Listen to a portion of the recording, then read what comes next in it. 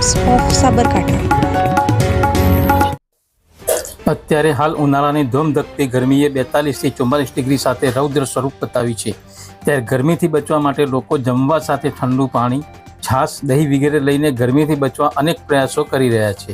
જ્યારે સેવાભાવી લોકો અને સંસ્થાઓએ ઠેર ઠેર ઠંડા પાણીની પરબો માંડી છે, પણ ખેડબ્રહ્મા નગરપાલિકા સંચાલિત ઉપાધ્યાય જલધારામાં આમ જનતા ઠંડા પાણીની રાહ જોઈ રહી છે।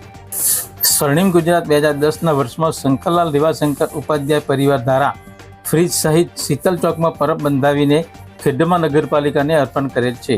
આ પરબનો હેતુ લોકોને ઠંડુ પીવાનું પાણી મળી રહે તેના માટે છે।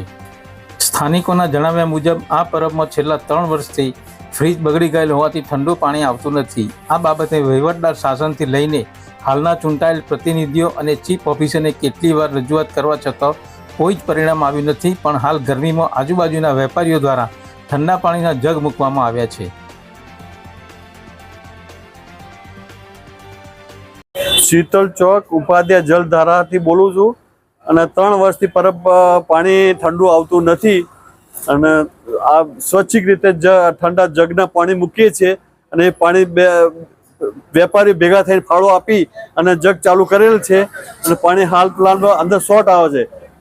ફ્રીજ કોઈ બગડી ગયેલું છે અને ફ્રીજ નવા સાહેબે કીધું ફ્રીજ આવશે, નવો આવશે, એ કેટલા ટોપ કીધા હે, કેટલી વાર અરજીઓ ગઈ, કેટલી વાર કીધું હશે, મૌખિક વાત થઈ છે છતાં બી કોઈ તૈયાર કરવા તૈયાર નથી અને પાણી ગરમ લાઈ જેવું આવે છે અને સિવિલના લોકો બોટલો લઈને આવે છે અહીંયા, પણ પાણી ગરમ હોય છે એટલે જતા નથી। એટલે અમે સ્વૈચ્છિક રીતે આ જગ પાણીને જગ મૂકીએ છીએ, એ રીતે પાણી ચાલુ કરેલ છે। બાકી હાલ પાણી શીતલ ચોકમાં પાણી ગરમ લાઈ જેવું પાણી આવે છે। 2-3 રજૂઆત કરી, જીતેલા માણસને બધો રજૂઆત કરેલ છે। આ ભાઈ હું નગરપાલિકા પેલા મેડમ બેન આયા હતા કે થઈ જશે, કોઈ હજુ થયું નથી।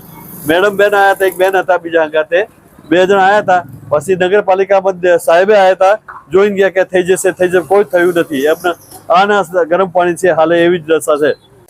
હાલની નગરપાલિકામાં જાડી ચામડીના ચૂંટાયેલ પ્રતિનિધિઓનો હેતુ છે કે પ્રજા ભલે ઊંધા માથે લટકી રહે, પણ એર કન્ડિશન ઓફિસમાં બેસીને વહીવટમાં સાંજ પડે ક્યાંથી કેટલી કટકી મળી રહે તેની ગોઠવણમાં વ્યસ્ત છે। પણ એટલું યાદ રહે કે કોઈપણ ચૂંટાયેલ પ્રતિનિધિ કોઈપણ વોર્ડમાંથી ચૂંટાયા હોય પણ જીત્યા પછી આખા નગરનો સેવક ગણાય છે।